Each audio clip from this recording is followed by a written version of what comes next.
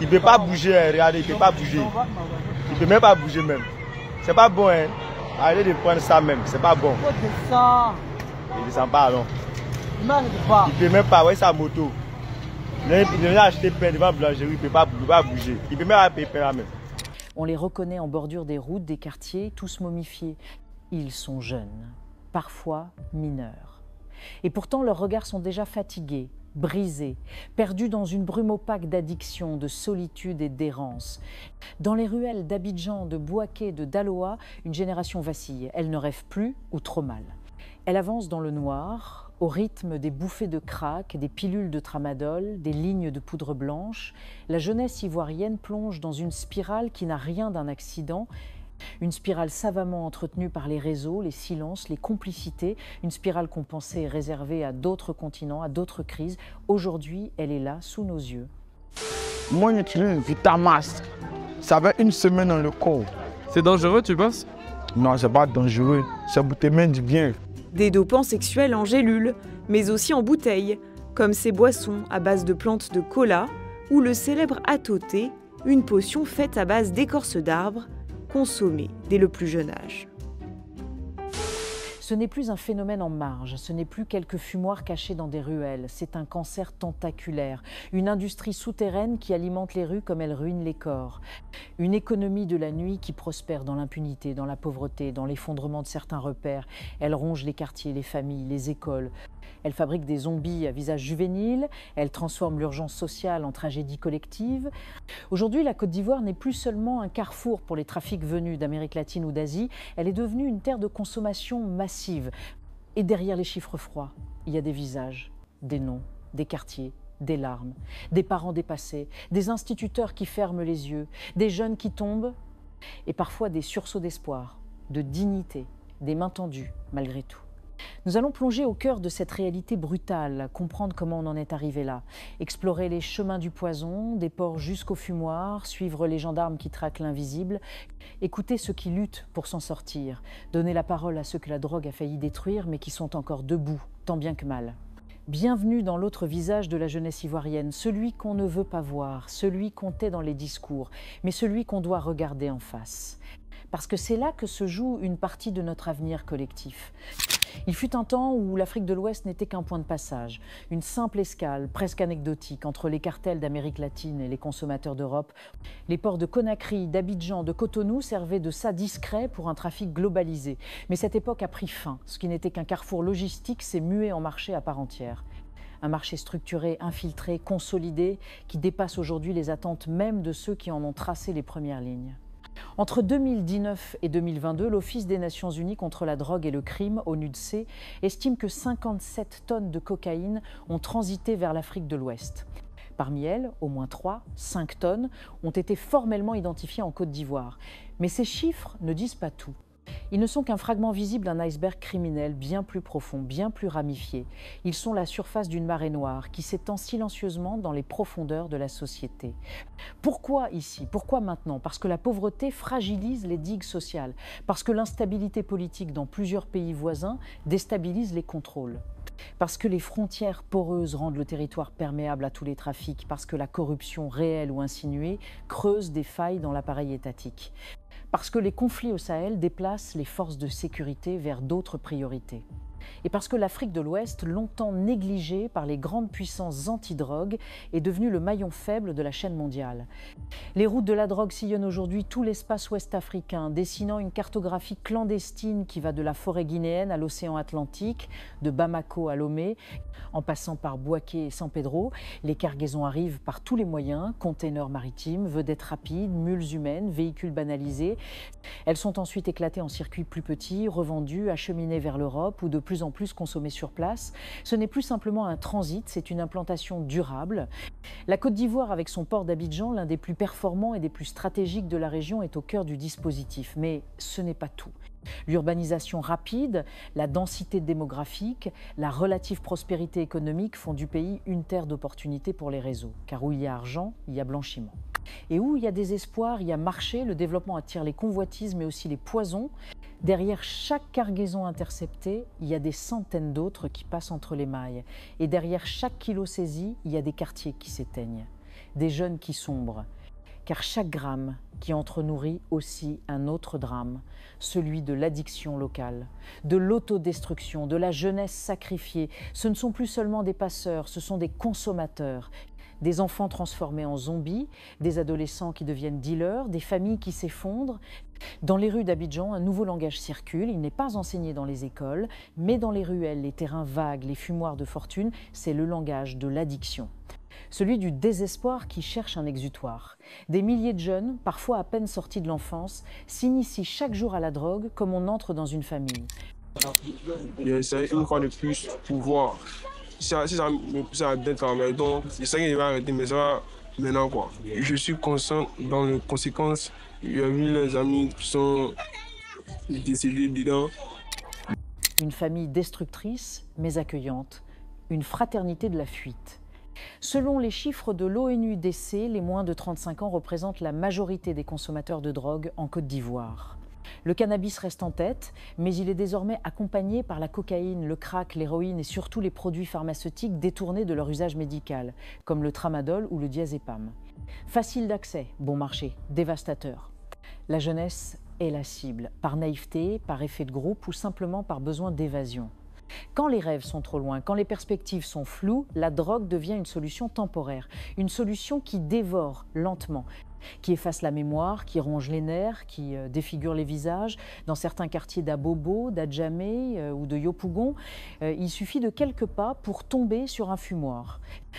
Parfois, il est à ciel ouvert, parfois, il est protégé par la communauté elle-même. Et c'est là l'un des paradoxes les plus glaçants, car dans certains cas, la population ne collabore plus avec les forces de l'ordre. Elle protège les dealers, par peur, par intérêt ou par habitude. Un agent de la DPSD, direction de la police des stupéfiants et des drogues, témoigne « On vient démanteler un fumoir et ce sont les enfants du quartier qui se soulèvent contre nous ». Ils veulent qu'on relâche le trafiquant, ils le défendent. Cette réalité inquiète, elle signale une normalisation du fléau. Les effets ne sont pas que physiques, ils sont sociaux, psychologiques, économiques. Des élèves décrochent, des familles explosent, des jeunes femmes tombent dans la prostitution pour acheter leur dose. Les délits mineurs se multiplient, vol, agression, extorsion. Et derrière chaque visage tuméfié, chaque regard vide, il y a une histoire, une blessure, une envie d'échapper. Mais il y a aussi de la lumière. Des centres de soins tentent, avec peu de moyens, de réparer ce que la drogue a cassé. À Abidjan, le centre d'accompagnement et de soins en addictologie CASA accueille plus de 2000 usagers par an. Ici, pas de jugement, juste une main tendue. Certains sont sous méthadone, d'autres tentent le sevrage complet. Tous cherchent une porte de sortie. Derrière les statistiques, il y a des désirés, des voix, des survivants. Et tant qu'il y aura des voix pour témoigner, il y aura peut-être une chance d'arracher la jeunesse ivoirienne à la spirale du poison. Mais dans l'ombre, il y a aussi des hommes et des femmes qui ne ferment pas les yeux, qui luttent, qui risquent leur vie chaque jour pour contenir cette marée. Gendarmerie, police, unités spécialisées, c'est une guerre souterraine, une guerre silencieuse et souvent une guerre sans merci. À Aboisseau, petite ville du sud-est ivoirien, la cellule antidrogue de la gendarmerie reçoit un renseignement. Un fumoir serait dissimulé dans le quartier Secoura. En pleine nuit, les agents lancent l'assaut. Pas de sirène, pas de bruit, juste l'urgence et l'attention. Une dizaine de jeunes sont interpellés. Sur place, 58 doses de crack et d'héroïne, 29 boulets de cannabis, 67 comprimés de tramadol, une prise parmi d'autres. En 2024, les 20 cellules antidrogue de la gendarmerie nationale ont interpellé plus de 2000 personnes. Elles ont saisi plus de 170 millions de francs CFA. Mais ces chiffres ne sont pas des trophées. Ils sont les balbutiements d'un travail de fourmi, harassant, épuisant, parfois décourageant. Car pour un fumoir détruit, 2 autres naissent. Pour un dealer arrêté, un autre prend la relève. La police nationale, elle aussi, est en alerte. La direction de la police des stupéfiants et des drogues, DPSD, mène des opérations régulières, parfois spectaculaires, souvent dangereuses. À Abobo, un réseau entier de vente de médicaments détournés est démantelé. Plus de 2 tonnes de produits sont saisis. Dans le quartier Colomb, 2 fumoirs sont investis à la mi-journée.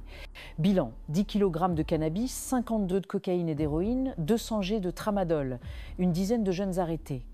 Mais aussi une résistance inattendue. Certains habitants tentent de protéger les trafiquants. Les agents sont à bout, fatigués, dépassés. L'un d'eux confie « Quand on vient pour interpeller un trafiquant, les jeunes du quartier le défendent comme un héros. Ils nous jettent des pierres, ils hurlent, ils filment pour nous intimider. C'est devenu presque une bataille idéologique. » Dans ce climat, la répression seule ne suffit plus. Elle devient un pansement sur une plaie purulente, elle gagne du temps mais ne guérit rien. C'est pourquoi les forces de l'ordre s'engagent aussi dans la prévention. À Abobo, à Yopougon, à Bouaké, des campagnes de sensibilisation sont organisées. Des commissaires prennent la parole dans les écoles, dans les quartiers, dans les mosquées. On explique, on alerte, on cherche à prévenir plutôt qu'à punir. Mais cette double mission est exténuante et souvent elle se heurte à un mur. La méfiance des populations. La police, c'est les ennemis, disent certains jeunes. La peur est enracinée. La défiance est cultivée et pourtant, sans la confiance, aucune guerre ne se gagne. Sans la population, aucun trafic ne peut être éradiqué. La répression est donc là, visible, armée, médiatisée, mais elle n'est que la surface. Le vrai combat se joue ailleurs, dans l'esprit des jeunes, dans le cœur des familles, dans la capacité de l'État à proposer des alternatives. Tant que ces dimensions resteront ignorées, la traque restera vaine. Et les fumoirs, malgré les descentes, continueront de briller dans la nuit ivoirienne. Ils sont les visages qu'on ne montre jamais dans les reportages, pas ceux qui tombent, mais ceux qui se relèvent. Dans un monde où la drogue piège, enchaîne, consume, certains trouvent encore la force de dire non, de résister ou de recommencer après avoir touché le fond. Dans le quartier de Trècheville, Désiré marche doucement vers le centre d'accompagnement en addictologie. Il en est à sa 4e année de traitement. Il a commencé à fumer à 14 ans par imitation, par curiosité. Il a tout perdu, puis peu à peu, il a cherché à reconstruire. Je suis tombé dans le trou à cause de mon frère, paix à son âme. Aujourd'hui, je veux vivre. Je veux redevenir un homme. Ils sont des centaines comme lui, chaque mois, à franchir les portes du centre de traitement des addictions d'Abidjan. Loin d'être des prisons médicales, ces lieux sont des refuges. On y vient abîmé, honteux, en colère, on y découvre l'écoute, la patience, le temps long. Ici, on ne vous oblige pas à arrêter, on vous aide à comprendre pourquoi vous avez commencé. La méthode est lente, parfois frustrante, mais elle respecte la personne. Certains patients reçoivent de la méthadone, un substitut à la drogue. D'autres entamant un suivi psychologique, une formation, une réinsertion. Ils retrouvent une routine, des repères, des visages familiers, mais tout ne se joue pas en centre. La résilience se construit aussi dans les rues, grâce à des associations, à des éducateurs de terrain, à des maires qui refusent de baisser les bras, à des anciens addicts devenus conseillers, des jeunes réinsérés, devenus formateurs dans les quartiers qu'ils ont autrefois ravagés. Dans les écoles, dans les églises, dans les gares routières, des campagnes de sensibilisation s'intensifient. On y apprend à reconnaître les signes de l'addiction, à écouter sans juger, à tendre la main au lieu de pointer du doigt. Et parfois, cela suffit, un mot, un regard, un geste, pour qu'un jeune choisisse un autre chemin. Mais le combat reste difficile, les structures manquent, le personnel est débordé, les moyens financiers sont trop faibles. Et la tentation, elle, reste omniprésente. Rapide, bon marché, disponible à chaque coin de rue. Et pourtant, malgré tout, certains résistent, chaque jour, chaque nuit, avec leurs failles, leurs échecs, leurs rechutes, mais aussi avec une volonté farouche de s'en sortir. Ces visages-là sont l'autre histoire de la drogue, celle de la dignité retrouvée, celle de l'humain qui refuse de disparaître. Le combat contre la drogue en Côte d'Ivoire ne peut pas être gagné uniquement par des descentes de police ou des campagnes de sensibilisation. Il faut une stratégie nationale, un plan concerté, des moyens colossaux et une volonté politique ferme. Il faut une approche globale, répressive certes, mais aussi éducative, sociale, économique et humaine. La première urgence, c'est de renforcer la prévention, à l'école dès le primaire, dans les foyers, dans les lieux de culte, sensibiliser sans stigmatiser. Enseigner les dangers des drogues, mais aussi valoriser les alternatives, l'art, le sport, l'entrepreneuriat, la communauté. Offrir à la jeunesse autre chose que l'ennui et la colère. La deuxième priorité, c'est l'accompagnement. Créer plus de centres de désintoxication en province comme dans les grandes villes, former du personnel compétent, décentraliser les soins, accueillir sans juger, soutenir la réinsertion avec des stages, des emplois, des logements Ensuite, il faut assécher les réseaux, mieux équiper les forces antidrogue, coopérer avec les pays voisins, surveiller les ports, les frontières, les zones rurales, lutter contre la corruption qui gangrène certaines institutions et punir sans faiblesse les trafiquants et leurs complices. Mais aucune solution ne marchera sans un changement de regard collectif. Il faut briser le tabou, parler, montrer, impliquer, réhabiliter ce qu'on appelait drogués comme des pestiférés, leur rendre leur place, leur nom, leur avenir, car ils sont aussi la nation. La Côte d'Ivoire, ce ne sont pas seulement des routes et des buildings, ce sont des êtres humains qui tombent et se relèvent. Enfin, il faut oser rêver. Imaginez une génération affranchie de l'addiction, des quartiers où les enfants jouent sans peur, des familles réunies, une société qui soigne au lieu d'abandonner. Cela demande du courage, de l'investissement, du temps. Mais c'est possible, parce qu'un pays qui choisit de sauver sa jeunesse, choisit de se sauver lui-même. Et si cette vidéo pouvait être un premier pas, une étincelle dans le noir, alors elle n'aura pas été vaine,